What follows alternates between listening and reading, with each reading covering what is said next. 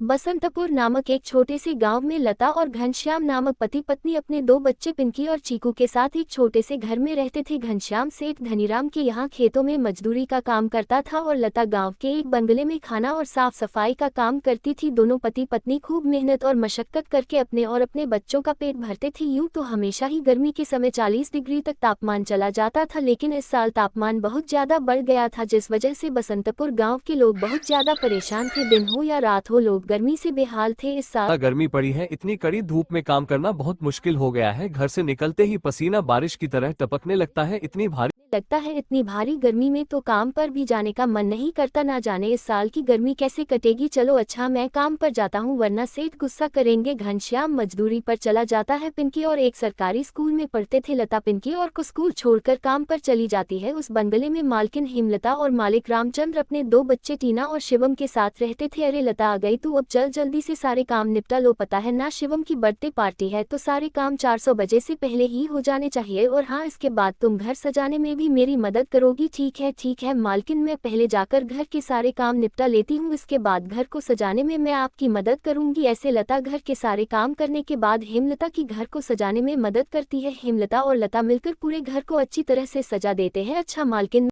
रामपुर नाम के एक छोटे से गांव में मोहन नाम का एक गरीब लड़का रहता था। उसके परिवार में उसके साथ उसके बूढ़े माता पिता रहते थे। सोहन का परिवार बहुत ही गरीब था। उनके पास ना तो कोई जमीन थी, नहीं खाने के लिए कोई साधन था। सोहन दिन भर मजदूरी करता और उससे जो कुछ भी कमा पाता उसी से अपने पूरे परिवार का पेट भर लेता। ये देखकर सोहन के माता पिता बहुत दुखी होते। हमारे पास ना घर है और ना ही अपनी कोई जमीन, हमारा बेटा दिन भर दूसरों के खेतों में मजदूरी करता है और उसके बदले भी उसे बहुत कम पैसे मिलते हैं। हम दोनों अपने बेटे पर बोझ बन रहे हैं। परेशान मत हो रीमा, हमारा बेटा बहुत मेहनती है, भगवान सब देख रहा है। सोहन ने कभी किसी के साथ गलत नहीं किया, वो ईमानदारी से मेहनत करता है। उसने बचपन से बहुत परेशानियां देखी है पर उसने कभी हार नहीं मानी। एक दिन हमारा बेटा भी बहुत धन कमाए और उसकी सारी परेशानियां दूर हो जाएंगी। सोहन हमेशा सोचता था कि आज भले ही उसकी किस्मत उसका साथ न दे रही हो, पर उसे यकीन था कि अगर वह मेहनत करता रहेगा तो एक दिन उसका भाग्य भी बदलेगा और उसकी सारी परेशानियां खत्म हो जाएंगी। एक दिन सोहन लालाराम जमींदार के खेत पर काम कर रहा था। लालाराम पास के एक पेड़ के नीचे बैठा था। सोहन अपने काम में लगा हुआ था, तभी उसने देखा कि लालाराम बहुत ही उदास है और गहरी चिंता में डूबा हुआ है। लालाराम को उदास देख मोहन तुरंत लालाराम के पास गया और बोला, क्या हुआ मालिक, आप बहुत उदास लग रहे हैं। मुझे ऐसा लग रहा है जैसे आप किसी गहरी चिंता में है, कुछ हुआ है मुझे बताइए, क्या पता मैं आपकी कोई सहायता कर सकूं। सोहन की बात सुनकर लालाराम को गुस्सा आ गया और वह सोहन से गुस्से में बोला, अरे तू मेरी क्या सहायता करेगा, तू खुद अपनी सहायता कर सकता है क्या। अगर तू किसी की सहायता करने के काबिल होता तो क्या तुझे 2 वक्त के खाने के लिए आज मेरी जमीन पर काम करने की जरूरत पड़ती। चल यहाँ से जा, अपना काम कर और मुझे परेशान मत कर। सेठ जी ऐसा नहीं है, ये सब वक्त की बात है, सब किस्मत का खेल है और इंसान को अपनी मेहनत पर विश्वास रखना चाहिए। आज भले ही किस्मत मेरे पक्ष में ना हो, लेकिन अगर मैं ईमानदारी और लगन से मेहनत करता रहूंगा तो किस्मत भी एक दिन मेरी तरफ झुक जाएगी। मेहनत और धैर्य से तकदीर के दवा खुलने में देर हो सकती है, लेकिन मेहनत कभी बेकार नहीं जाती। मोहन की बात सुनकर लालाराम बहुत प्रसन्न हुआ। अरे सोहन, तेरे विचार तो बहुत अच्छे हैं, तेरी बातें सुनकर मन को एक सुकून सा मिला है। इतनी परेशानियों में भी तू अपनी जिंदगी खुश होकर काट रहा है। सेठ जी यह सब मेरे पिता की सीख है। जब भी मैं किसी चीज के लिए अपने पिता से जिद का था तो मेरे पिता हमेशा मुझे यही समझाते थे, बेटा सोहन हमारे पास इतना धन नहीं है कि मैं तेरी हर इच्छा पूरी कर सकूं, लेकिन एक बात हमेशा याद रखना, जिंदगी भी मौसम की तरह होती है। कभी यह धूप की तरह खुशियों से भरी होती है, कभी ठंड की तरह कठिनाइयां लाती है और कभी बारिश की तरह परेशानी आती है। लेकिन जैसे हर मौसम बीत जाता है वैसे ही जिंदगी के मुश्किल हालात भी गुजर जाते हैं। बस धैर्य और हिम्मत बनाए रखना जरूरी है, क्योंकि एक दिन सब कुछ ठीक हो ही जाता है। अरे वाह, लगता है तेरे पिता बहुत ही नेक इंसान है, किसी दिन मैं भी उनसे जरूर मिलूंगा। मालिक क्या हुआ है, आप एक बार मुझे साफ साफ बताइए, क्या पता आपकी परेशानी का कोई हल मिल ही जाए। अरे सोहन, मैं एक बहुत बड़ी परेशानी में फंस गया हूँ, मुझे अपनी परेशानी का कोई भी हल नजर नहीं आ रहा है। सेठ जी एक बार मुझे बताइए तो क्या पता आपकी परेशानी का कोई हल निकल ही जाए। सोहन, हमारे गाँव में मेरे पिता की एक पुश्तैनी जमीन थी जो काफी पीढ़ियों से हमारे पास थी, उस पर मेरा और मेरे भाई का हक है, पर हमारे हमारे गांव के ही 2 बाप बेटों ने उस पर कब्जा कर लिया है। मैं पुलिस थाने में केस दर्ज कराने की सोच रहा था, लेकिन गांव के बहुत बड़े बड़े लोग उनके साथ हैं। मैं कितनी भी कोशिश कर लूं, लेकिन मैं उन लोगों का कुछ नहीं बिगड़ पाऊंगा। अब तो उन लोगों ने उस जमीन पर खेती भी शुरू कर दी। मेरे पिता की पुश्तैनी जमीन मेरे हाथों से छीनी जा रही है, इसलिए मैं बहुत परेशान हूँ। मुझे समझ नहीं आ रहा मैं अब क्या करूँ। आप सही कह रहे हैं सेठ जी, अगर आप कानून का सहारा लेकर भी अपनी जमीन को वापस लेने की कोशिश करेंगे तो भी आप उनका कुछ नहीं कर पाएंगे। हाँ सोहन, अब तू ही बता मैं अब क्या करूं। मैं तो सोच सोच कर परेशान हो गया हूं। मेरी पुश्तैनी जमीन छीनी जा रही है और मैं कुछ भी नहीं कर पा रहा।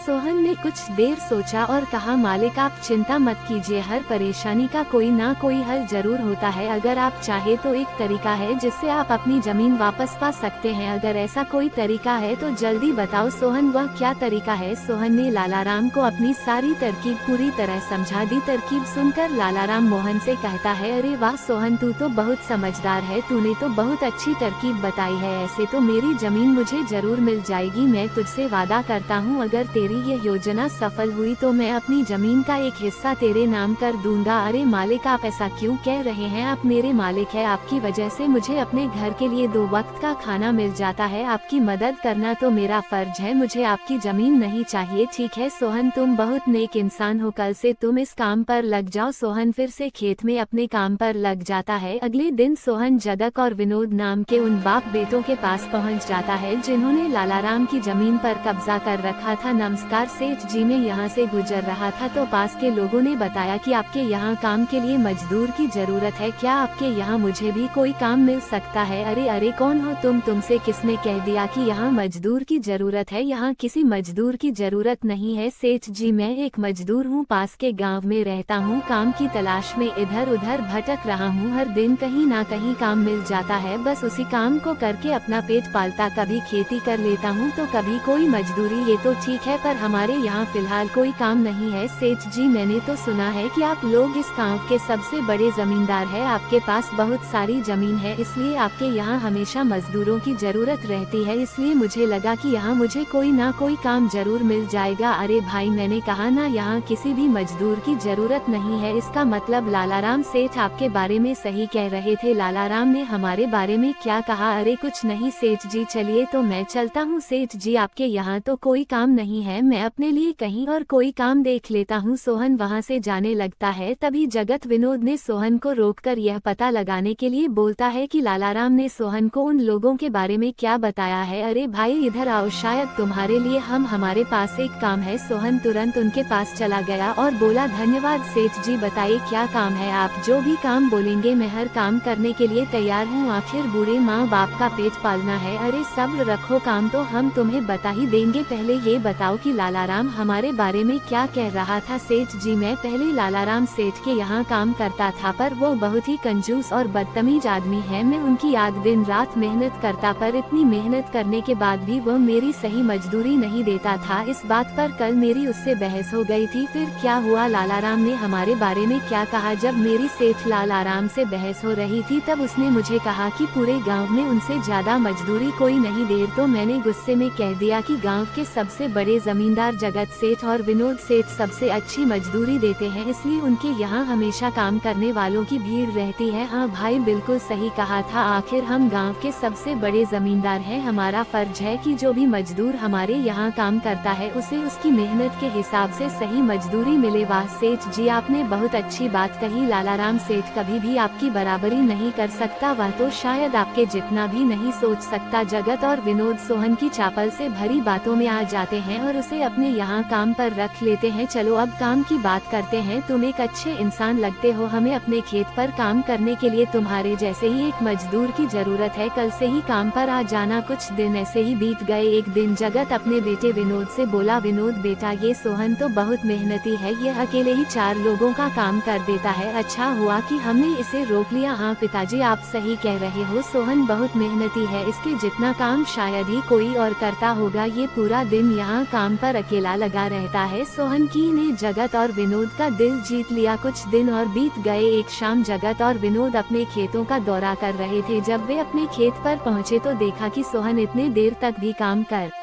रहा था। सोहन भाई अब तो रात होने वाली है, तुम इतनी देर तक काम क्यों कर रहे हो? अब घर जाओ और आराम कर लो। सेठ जी हमारी किस्मत में आराम कहाँ है, घर पर बूढ़े माँ बाप है, काम नहीं करूँगा तो उनके लिए 2 वक्त का खाना कहाँ से जुटा पाऊंगा? घर पर बैठ आराम करने से अच्छा है कि मैं काम करूँ, इस तरह मेरा मन भी लगा रहता है। तुम बहुत मेहनती हो सोहन, आज का काम यही छोड़ दो और घर जाकर आराम करो। नहीं सेठ जी इसकी कोई जरूरत नहीं है, मैं काम करने में ही खुश हूँ, आप लोग जाए, मैं ठीक हूँ। ठीक है सोहन फिर हम जाते हैं, जब तुम्हारा मन करे काम खत्म करके अपने घर चले जाना। ठीक है। इसके बाद जगत और विनोद खेत को सोहन के भरोसे छोड़कर चले गए। अगली सुबह जब विनोद और जगत अपने खेत पर लौटे तो देखा कि वहाँ पुलिस खड़ी है। पुलिस को देखकर दोनों दौड़ते हुए आए और पूछा क्या हुआ थानेदार साहब, आप यहाँ क्या कर रहे हैं? क्या ये जमीन तुम दोनों की है? हाँ थानेदार साहब ये जमीन हमारी है, हमारे पास इसके कागजात भी हैं। फिर तो तुम दोनों को ले जाकर जेल में डालना ही पड़ेगा। ये क्या कह रहे हैं थानेदार साहब, हम कुछ समझे नहीं, आप क्या कहना चाह रहे हैं? अभी तुम दोनों बहुत अच्छे से समझ जाओगे, वह देखो तुम्हारी जमीन से क्या निकला है। थानेदार के कहते ही दोनों बाप बेटे जब पलटकर देखते हैं तो वहाँ उनकी जमीन में एक लाश दबी हुई थी जिसमें सिर्फ कंकाल बचा था। ये देखकर दोनों बाप बेटे डर जाते हैं। थानेदार साहब ये किसकी लाश है और यह हमारे खेत में कहाँ से आ गई? अब बहाने मत बनाओ, पहले लोगों को मारो फिर उन्हें अपनी जमीन में गाड़ दो, और अब कह रहे हो कि यह क्या है? नहीं थानेदार साहब हमें नहीं पता कि यह सब क्या है, ये लाश यहाँ कैसे आई, हमें कुछ नहीं पता। अब झूठ मत बोलो, अगर फांसी नहीं हुई तो कम से कम तुम दोनों को उम्र कैद की सजा तो जरूर मिलेगी। फांसी और उम्र कैद की बात सुनकर दोनों बाप बेटे डर गए और थानेदार के सामने गिरने लगे। थानेदार साहब हम इस लाश के बारे में कुछ नहीं जानते, हमें नहीं पता ये लाश किसकी है और इसे यहाँ कौन गाड़ कर चला गया। इस मामले से बचने के लिए दोनों ने कुछ तरकीब सोचनी शुरू की। तभी सोहन वहाँ आ जाता है। अरे सेठ जी या पुलिस यहाँ क्यों आई है, क्या हुआ है? सोहन देखो पता नहीं कहाँ से हमारी जमीन में ये कंकाल आ गया है। मालिक ये कंकाल यहाँ कहाँ से आ गया, ये तो बहुत गंभीर बात है। हाँ सोहन पता नहीं ये कंकाल यहाँ कहाँ से आया है और थानेदार साहब को लगता है कि इसे हमने यहाँ मारकर गाड़ा है। अब तू ही कोई उपाय सोच जिससे हम इस परेशानी से बच सके। तीनों को आपस में खुसर फसर कर करते देख थानेदार ने कहा अब कोई तरकीब मत बनाओ, तुम दोनों बाप बेटों में से कोई एक तो जरूर जेल जाएगा, अब तुम ही तय करो जेल कौन जाएगा। थानेदार साहब थोड़ा सा समय दीजिए, हम तय कर ले कि जेल कौन जाएगा, मैं बस 5-6 मिनट देता हूँ, जल्दी से फैसला करो कौन जाएगा जेल। सोहन जगत और विनोद थोड़ी दूरी पर जाकर बात करने लगे। देखो मालिक दोनों के फंसने से अच्छा है कि कोई एक फंसे, अब सोचिए कौन जाएगा, हम दोनों में से कोई भी जेल नहीं जाना चाहता। सोहन भाई कोई उपाय सोचो जिससे हम दोनों इस मुसीबत से बच सके। मालिक एक बात कहूँ, इस गंगाल को देखकर ऐसा लगता है कि इसे काफी महीने पहले जमीन में दबाया गया होगा। जरत फांसी की बात सुनकर पहले ही डर गया था और सोहन की बात सुनते ही उसने फटाफट पूरी कहानी सोहन को बता दी। देखो सोहन भाई सच कहूँ तो यह जमीन हमने कुछ महीने पहले ही लालाराम से हड़प ली थी। विनोद की बात सुनकर मोहन ऐसा दिखाने लगा जैसे उसे कुछ पता ही ना हो। क्या क्या कहा मालिक आपने यह जमीन हड़पी थी? मुझे कुछ समझ नहीं आ रहा, जरा साफ साफ बताइए। जगत ने जमीन हड़पने की पूरी कहानी सोहन को बताई। पूरी कहानी सुनने के बाद सोहन ने कहा मालिक मेरे पास एक तरकीब है जिससे सांप भी मर जाएगा और लाया ही भी नहीं टूटेगी, जल्दी बताओ। सोहन भाई क्या तरकीब है? तरकीब बताने से पहले मुझे ये बताइए कि आप लोगों के लिए क्या ज्यादा जरूरी है, यह जमीन या आप दोनों की जान? सोहन इसमें पूछने वाली कौन सी बात है, हमारे लिए जमीन से ज्यादा हमारी जान प्यारी है। तो एक काम कीजिए मालिक, आप सबसे पहले जाकर थानेदार को बताइए कि यह जमीन सेठ लालाराम की है। आप उनसे बोलिए कि हमने तो कुछ महीने पहले ही यह जमीन बस काम करने के लिए उनसे ली थी, बाकी का काम मैं संभाल लूंगा। अरे सोहन लेकिन इससे तो हमारी जमीन हमसे छिन जाएगी, फिर क्या होगा? नहीं मालिक शायद आप मेरी तरकीब समझ नहीं पाए। जब आप थानेदार को बताएंगे कि यह जमीन सेठ लालाराम की है तो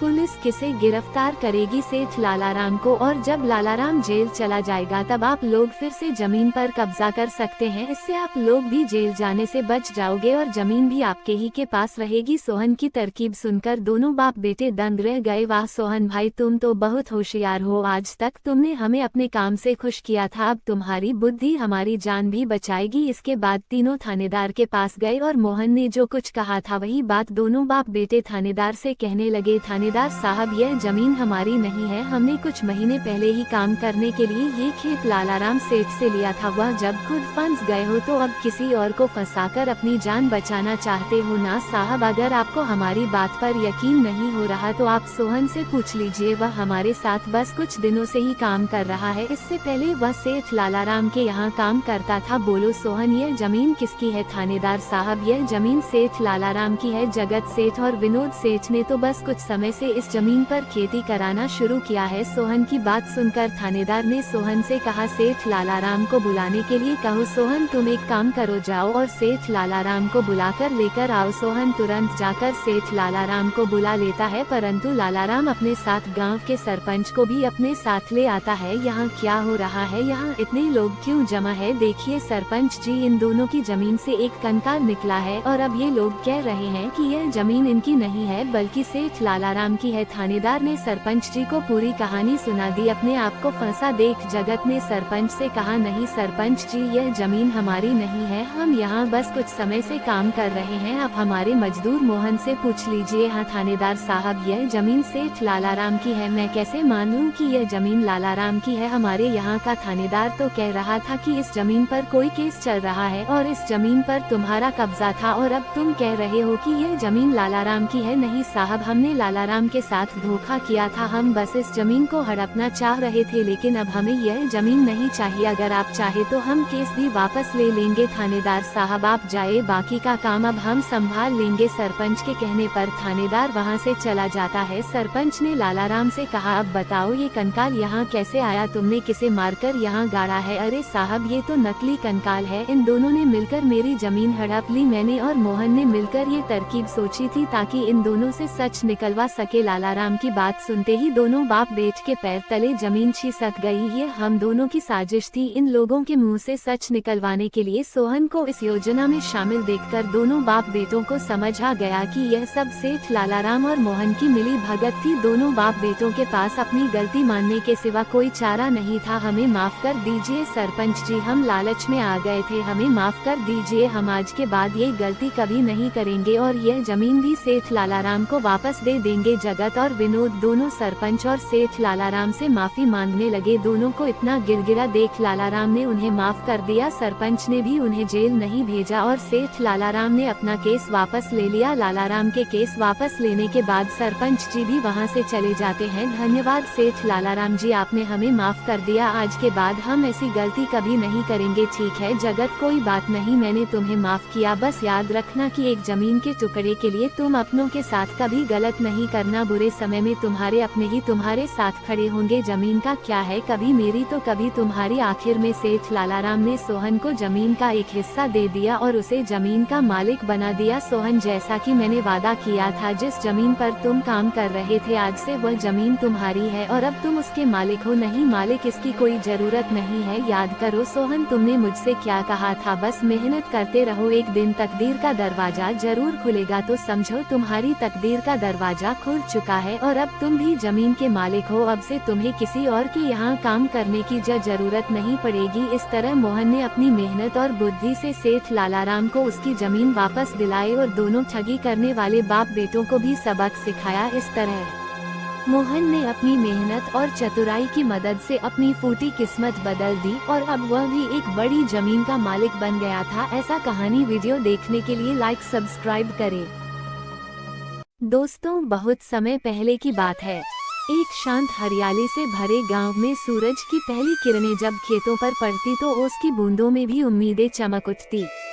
वहीं उसी गांव के किनारे एक टूटी फूटी घास फूस और मिट्टी से बनी झोपड़ी में रहता था अर्जुन, एक 15 साल का लड़का जो जिंदगी के सबसे कठिन मोड़ पर था।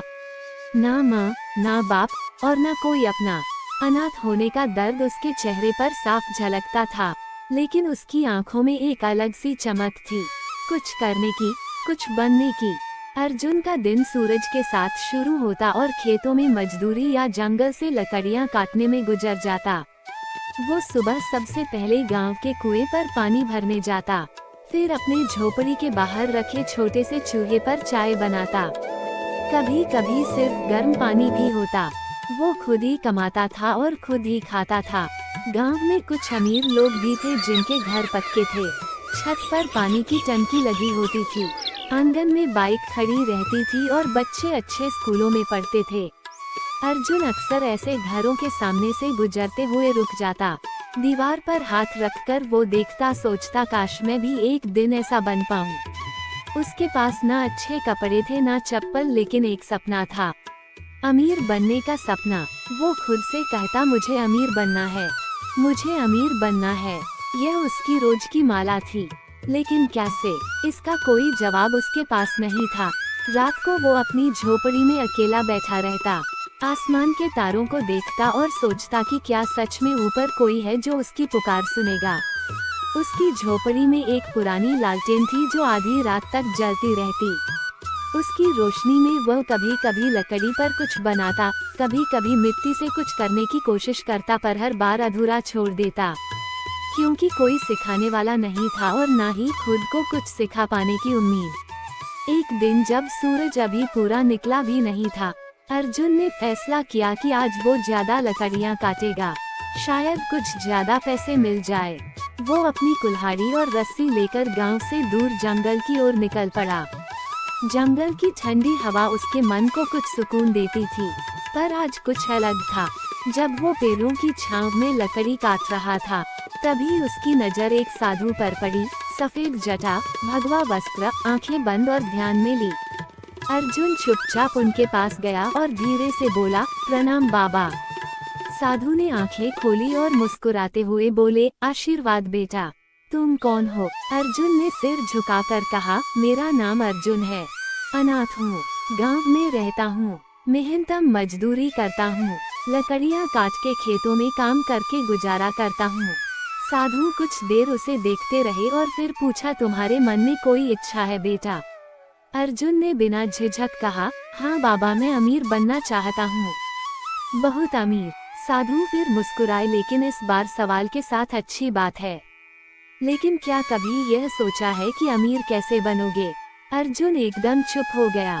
वो सोचने लगा, मैंने तो बस यही सोचा कि अमीर बनना है, पर कैसे, ये कभी नहीं सोचा। उसकी नजरें नीचे झुक गई। उसने धीरे से कहा, नहीं बाबा, मैंने कभी नहीं सोचा, आप ही बताएं मुझे क्या सोचना चाहिए, क्या करना चाहिए कि मैं भी अमीर बन सकूं। साधु ने अपने आसन पर सीधा बैठते हुए कहा, अगर तुम सच में अमीर बनना चाहते हो तो सबसे पहले अमीरी की सोच को समझो। जाओ अपने गांव के 4 लोगों से मिलो, सरपंच, मूर्तिकार, अध्यापक और एक गरीब व्यक्ति। इनसे बात करो, उनकी जिंदगी और सोच को समझो, फिर मेरे पास लौट आना। अर्जुन ने सहमति में सिर हिलाया। कुछ समझ तो नहीं आया था, पर इतना जरूर समझा कि यह साधु कोई साधारण व्यक्ति नहीं है। उनकी बातों में एक गहराई थी। उसने साधु के चरण स्पर्श किए और बोला, मैं जाऊंगा बाबा और इन सब से मिलकर वापस आऊंगा। जंगल से लौटते वक्त उसके पैरों में थकावट थी, लेकिन दिल में एक नई ऊर्जा। आज पहली बार किसी ने उसे उसके सपनों के बारे में सोचने की दिशा दी थी। रास्ते में वह खुद से ही बातें करता जा रहा था। सरपंच से क्या पूछूं? मूर्तिकार का क्या रहस्य है? अध्यापक से क्या सीखूं? और वो गरीब व्यक्ति जो शायद मेरे जैसे ही है, उससे क्या जान पाऊंगा? अर्जुन को अब अगले दिन का इंतजार था, जहां उसकी असली यात्रा शुरू होने वाली थी। एक ऐसी यात्रा जो शायद उसकी जिंदगी को पूरी तरह बदल सकती थी। सुबह सुबह सूरज की सुनहरी किरणें झोपड़ी की दरारों से अंदर आई। अर्जुन ने आंखें खोली तो उसे आज का दिन कुछ खास लगा। मन में उत्साह था। साधु बाबा की कही बातें अब उसके अंदर गूंज रही थी। उसने झटपट अपने पुराने कपड़े पहन लिए, एक टुकड़ा सूखी रोटी खाई और निकल पड़ा अपनी पहली मुलाकात के लिए गांव के सरपंच के पास। गांव के चबूतरे पर सरपंच बैठे थे। चारों ओर कुछ किसान खड़े थे। किसी जमीन के विवाद पर बातचीत चल रही थी। अर्जुन दूर खड़ा सब देख रहा था। जब बातचीत खत्म हुई और लोग जाने लगे तो अर्जुन धीरे धीरे उनके पास गया। प्रणाम सरपंच जी, अर्जुन ने झुककर कहा। सरपंच ने उसे पहचान लिया। अरे अर्जुन बेटा, कैसे हो? आज इधर कैसे आना हुआ? जी आपसे कुछ सीखना चाहता हूँ, कुछ पूछना था। सरपंच मुस्कुराए। अरे वाह, पूछो बेटा, क्या जानना है? अर्जुन थोड़ी झिझक के साथ बोला, आप गांव के सरपंच हैं, सबसे जिम्मेदार आदमी, आपने ये पद कैसे पाया? आपने बचपन में क्या सोचा था? सरपंच ने गहरी सांस ली और बोले, बेटा जब मैं छोटा था तो हमारे गांव में बहुत अन्याय होता था। अमीर लोग गरीबों पर जुल्म करते थे। मैंने तभी सोच लिया था कि बड़ा होकर लोगों के लिए न्याय करूंगा, उनका साथ दूंगा। मैंने लोगों की सेवा शुरू की, पंचों के साथ बैठने लगा और धीरे धीरे लोगों ने मुझ पर भरोसा जताया। आज मैं सरपंच हूँ क्योंकि मैं हमेशा गांव के बारे में सोचता हूँ, अपने बारे में नहीं। अर्जुन ने ध्यान से हर शब्द सुना। उसे समझ आ रहा था कि नेता बनना सिर्फ पद नहीं, सोच और सेवा का रूप होता है। अब अर्जुन बढ़ा गांव के मूर्तिकार हरिहर जी की ओर। वो एक छोटी सी कार्यशाला में मिट्टी और पत्थर से भगवान की मूर्तियां बना रहे थे। उनके हाथों में गजब की सफाई थी, जैसे कोई कलाकार आत्मा से चीजें गढ़ रहा हो। अर्जुन वहीं बैठ गया और कुछ देर चुपचाप देखता रहा। फिर धीरे से पूछा, हरिहर चाचा, आप ये काम कब से कर रहे हैं? हरिहर जी ने मुस्कुराते हुए कहा, बचपन से बेटा, जब औरों के हाथों में गेंद होती थी, मेरे हाथों में मिट्टी होती थी। मुझे बचपन से ही कुछ करने में मजा आता था। लोग हंसते थे, कहते थे मिट्टी से क्या होगा, लेकिन मैंने हार नहीं मानी। यह मेरा शौक था और आज यही मेरा पेशा बन गया है। अब लोग मेरी मूर्तियां शहरों तक खरीदते हैं, पैसे भी अच्छे मिलते हैं, पर असली संतोष यह है कि मैं वही कर रहा हूँ जो मुझे पसंद है। अर्जुन सोच में पड़ गया। शौक और हुनर को अगर समय और मेहनत दी जाए तो वह भी अमीरी का रास्ता बन सकता है। अब अर्जुन पहुंचता है गांव के अध्यापक मिश्रा जी के पास, जो स्कूल के बाहर कुछ बच्चों को पढ़ा रहे थे। वो बच्चों को जीवन की बातें भी सिखा रहे थे, सिर्फ किताबी ज्ञान नहीं। अर्जुन ने उन्हें प्रणाम किया और पूछा, गुरुजी आप पढ़ाते क्यों हैं? आप तो और भी काम कर सकते थे। मिश्रा जी हंसे और बोले, बेटा मुझे बचपन से पढ़ाई में मजा आता था, किताबें मेरी दोस्त थी। जब बड़ा हुआ तो सोचा अगर मैं बच्चों को अच्छा ज्ञान दूं तो एक दिन पूरा गांव बदलेगा। मेरे लिए सबसे बड़ी दौलत है कि मेरे पढ़ाए बच्चे कुछ बने, कुछ करें। पैसे कम है पर दिल बड़ा खुश रहता है। अर्जुन उनकी आंखों की चमक देख रहा था, उसमें कोई बनावट नहीं थी, बस सच्चा समर्पण। उसने महसूस किया कि सच्ची अमीरी सिर्फ पैसों में नहीं, सोच और संतोष में भी होती है। दोस्तों, इस कहानी को जरा ध्यान से सुनिए, क्योंकि यह कहानी जिंदगी भर काम आएगी। नमस्कार दोस्तों, दिल से स्वागत है आपको। कार्टून कहानी। उसकी माँ अक्सर उसे समझाती, बेटा खाली मत बैठो, कुछ काम करो, सीखो, आगे बढ़ो, लेकिन राजू हर बार उनकी बात को अनसुना कर देता।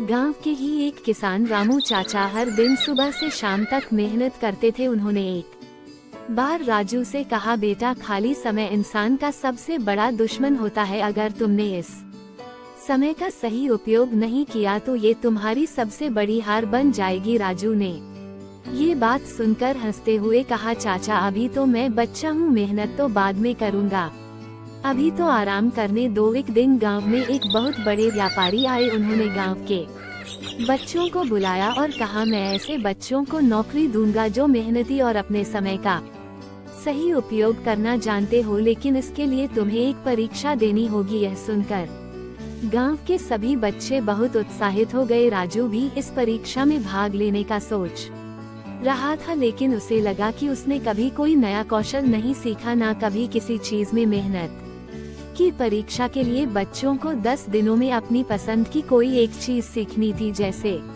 चित्रकारी, बागवानी, लकड़ी का काम या गाना। राजू ने पहले 2 दिन खाली बैठे बैठे बर्बाद कर दिए। जब उसने देखा कि उसके दोस्त मेहनत कर रहे हैं तो उसे चिंता हुई। उसने अपने दोस्त मोहन से पूछा, तू क्या कर रहा है? मोहन ने जवाब दिया, मैं चित्रकारी सीख रहा हूँ, यह मेरा शौक भी है और मुझे लगता है कि इससे मैं अच्छा कर सकता हूँ। राजू को एहसास हुआ कि खाली बैठने की वजह से उसके पास ना तो कोई हुनर है और ना ही कोई अनुभव। उसने जल्दी जल्दी कुछ सीखने की कोशिश की, लेकिन समय कम था। 10 दिन बाद परीक्षा हुई।